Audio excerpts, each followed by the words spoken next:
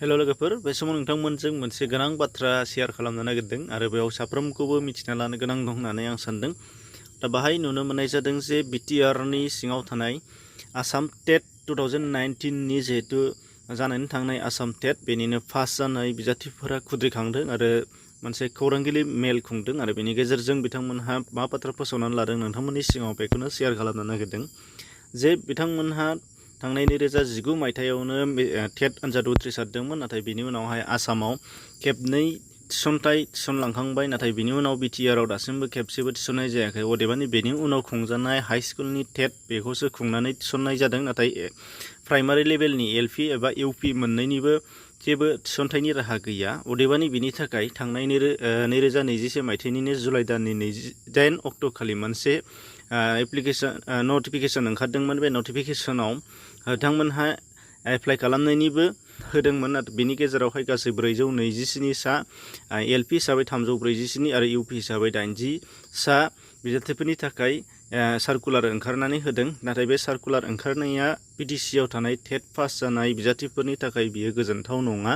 दा बेनि थाखाय मानि थाखाय बिथांमोनहा फोरमायनानै होदों जे बे एडभार्टाइजमेन्टआव मख'नाय दङ जे बे गासै 427 था पस्टनि थाखायनो सिगाङावनो टेट पास जानानै दासिमहालागै कन्ट्राक्चुएल हिसाबै BTC नि आन्दाराव मावबाय थानाय बिजाथिफोरहाबो बे एखे साख्रिखौनो एप्लाइ खालामनो हागोन आरो बे एप्लाइ खालामनो हानाया बिथांमोननि थाखाय जेबो फाजानाय गैयामोन नाथाय बे एप्लाइ खालामनायनि गेजेरावहाय जायफोरहा 6 दाननि थाखाय कन्ट्राक्चुएल हिसाबै BTC आव मावगासिनो दङमोन बिथांमोननि थाखाय 50 नम्बर होनाय जागोन होननानै मख'नाय दङ। अब्ला बेखिनि खोन्दोखौ जुदि नुयोब्ला कन्ट्राक्चुएल हिसाबै जायफोरहा मावबाय थाखानाय बिथांमोनहाल' बे जबखौ मोननो हानाय जागोन नाथाय गुबुन 2019 मायथाइयाव पास जानाय आसाम टेटनि जिहेतु केन्डिडेट बिथांमोनहा बे साख्रिनि थाखाय मोननो हाथाव नङा।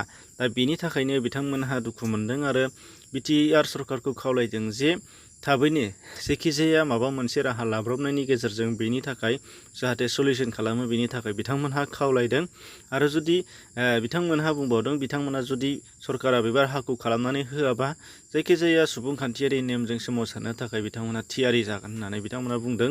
नोंथांमोनहा बे बाथ्राखौ खोनासंनानै लाबोनो हागोन बिथांमोननि खुगाजोंनो।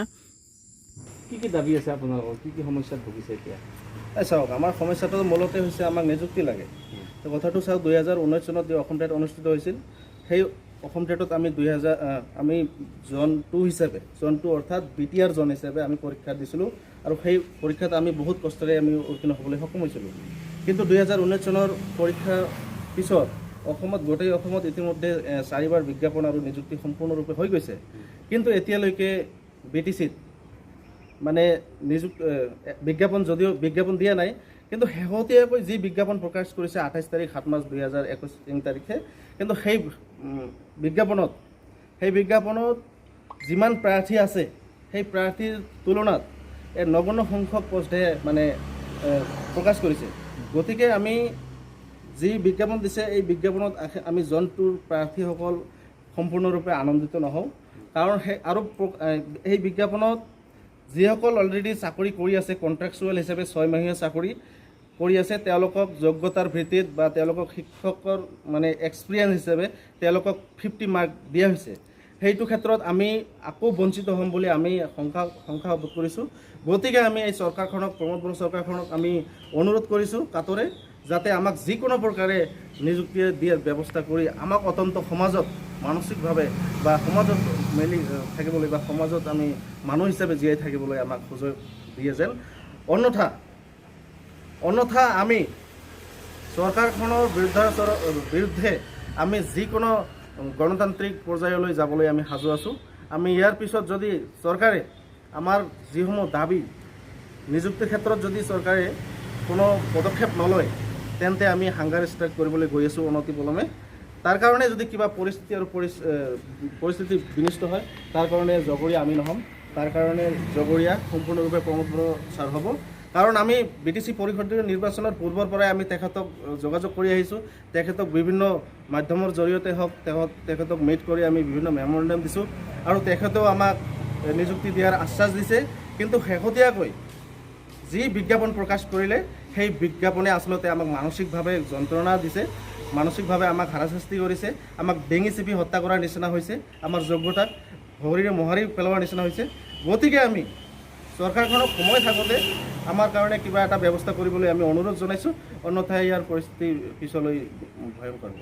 কিমানমান প্ৰাৰ্থী আছে আপোনালোক আৰু চৰকাৰে কিমান পদ ওলাই দিছে? আমাৰ নিযুক্তি বঞ্চিত 2019 চনৰ টেট পাছ প্ৰাৰ্থী আমাৰ 1000-1000 মান আছে, 2000 আছিল।